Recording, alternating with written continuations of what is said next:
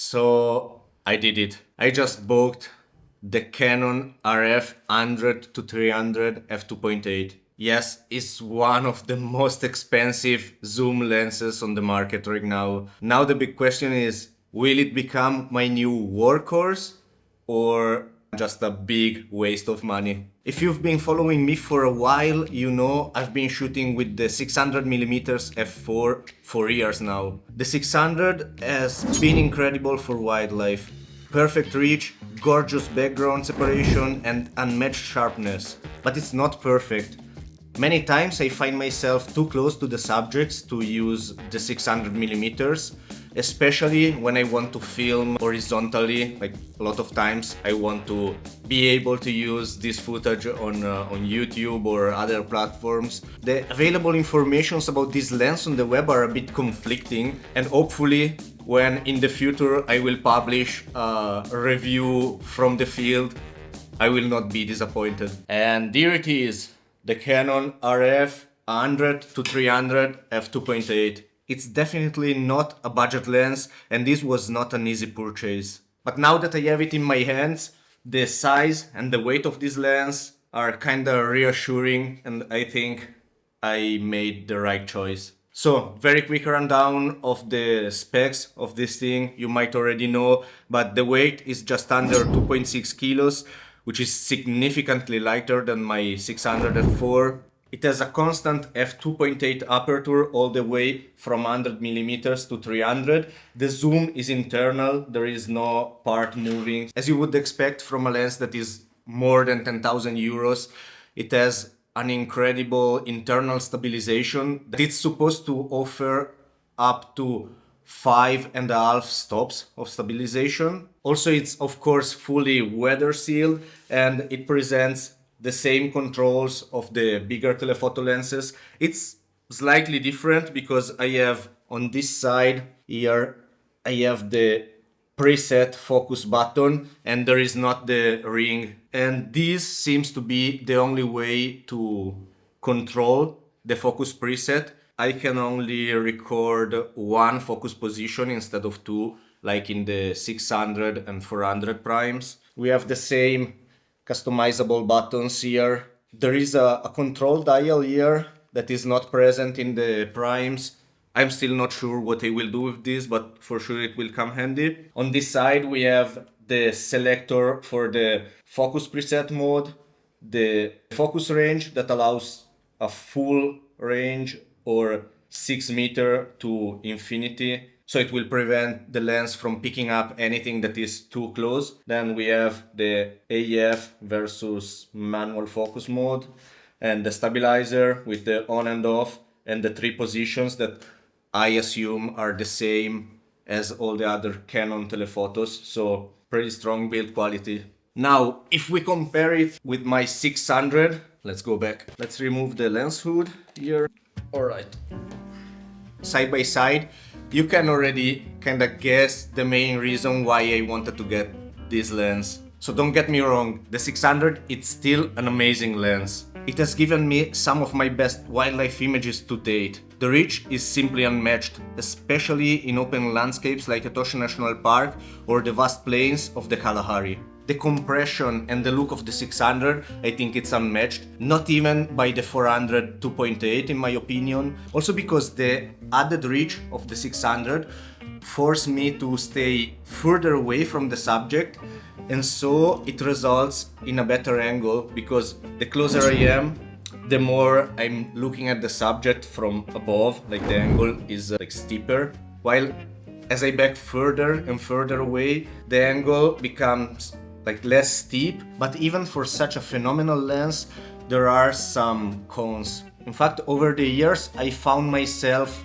battling more and more with the limitations of such a big lens, especially in 3 key scenarios. So the first and most obvious is that sometimes it's just too long. A lot of times during safari or even more in hide sessions, animals could come very close to me, and this one is just too long. I cannot frame the animal anymore. I might frame maybe part of the face. As a result, I was very often leaving these unused, and I would go with the 100 to 500 millimeters instead, which is an amazing lens, but it has a variable aperture that starts at 4.5 at 100 millimeters and goes down to 7.1 at 500. So it's not ideal, especially for low light situations and filming. A second problem of the 600 is that it's not always easy to shoot handheld with this lens because it's very lightweight. The RF version is much lighter and it's a big improvement over the older EF mount versions. But still the weight is very much in front of the lens and it's not always practical to point it and hold it steady for long periods of time. So while it's technically possible, it's not always the best choice, especially if I'm filming. I would want to be on a tripod or on some kind of support, but that is not always an option from vehicles or from a stalking mission. But unless we are in a hide, then outside most of the time for my style of shooting, it's not really practical to use a tripod, or even from a vehicle. You don't always want to have the camera fixed in one position, you want flexibility, and so this is a bit of a shortcoming of this lens. And the last big problem of the 600 is that it is an f4 lens. And yes, it's amazing, especially when paired with my R3, it gets amazing results, but sometimes it's just too dark and I want to go down to f2.8. I was playing with the idea of getting again a 400mm f2.8, which I used briefly in the past. The image quality of the 400 is exceptional, of course, but I did not want to sacrifice the reach that the 600 is giving me. The 400mm is still very bulky and very big, and carrying both the 600 and the 400, which is almost the same size, is a bit shorter, but it's basically the same diameter. It's a lot of stuff to carry around, and having these two giant lenses all together seems like a bit of a waste. When the 100 to 300 was announced, I think a couple years back, I was not really considering this as part of my kit. I did not see where it would fit, especially with this crazy high price point. And so I was not particularly excited about this. But then when I started to put more thinking in how I could build a perfect kit for my upcoming photography missions that I will go on later in the year, I realized this might actually be a very, very good candidate. So what are the advantages of this? First of all, the 2.8 aperture, constant through the range. It gives me a lot more flexibility when shooting from a vehicle during a safari or from a hide. I cannot just move around and find the perfect framing. So very often the ability of adjusting the focal length instantly, it's very, very useful. Also this lens, it's still not the smallest, but it's much, much smaller and lighter than the 600 or even the 400 of f2.8. This means it will be much easier and more comfortable to shoot handheld for long periods of time. Being shorter, it also means that it's less prone to show my hand shaking. I can film handheld pretty confidently with this one. One of the main limitations that I was seeing in the 100 to 300, and the reason I was not considering it as part of my kit, is the reach. The 300 millimeters is not that much of a reach. And yes, it is a limitation in the sense that I would not use it as my only lens to go out with. I can still use the 600 for the ultimate reach, and then on a second body, I can have the 100 to 300 at f2.8, or I can add here my teleconverter, the 1.4x, that will give me 140 to 420 millimeters zoom lens with an aperture of f4. So this will also cover the 400 millimeters focal length. Yes, it will not be f2.8, but I can do that with the flexibility of still zooming, and also I can remove the teleconverter and go back to 100 to 300 f2.8. So in the end, this lens is adding a lot more quality and versatility while simplifying my kit, because this is not only taking the place of a 400 millimeters because I can add the teleconverter, but it will also replace my 70 to 200 f2.8 that I still brought with me all the time because it was the only option that I had. If you're finding this interesting and you want more gear insights and photography tips, grab my free wildlife photography ebook.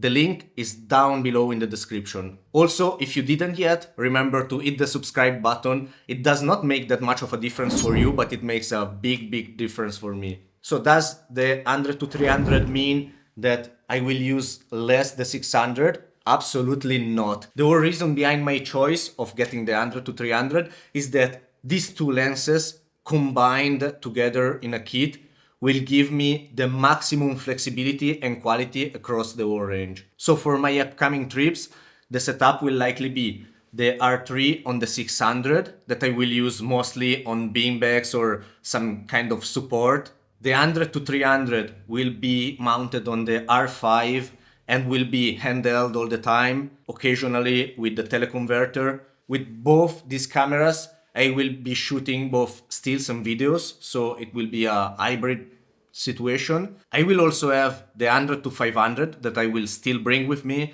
and that one will be mounted on a fluid head on the side of the car. The 100 to 500 will be paired with the R5C, and I will dedicate that one 100% to horizontal videos. So I'm excited about this new lens, absolutely. Will it help me in the field, giving me the maximum flexibility and quality? I hope so, that's the plan. So in a few weeks, I will travel back to Africa for a few back-to-back safari missions, very different, in very different scenarios, and going all the way from completely unsupported self-drive overlanding in the Central Kalahari to some classic safari in Zambia in South Luangwa National Park. So I will have the chance to test this setup in very different scenarios, and I will publish a more in-depth review from the field when I'm coming back. Remember to subscribe to the channel so that you will not miss the behind the scenes content that I will publish over the next few weeks. See you there.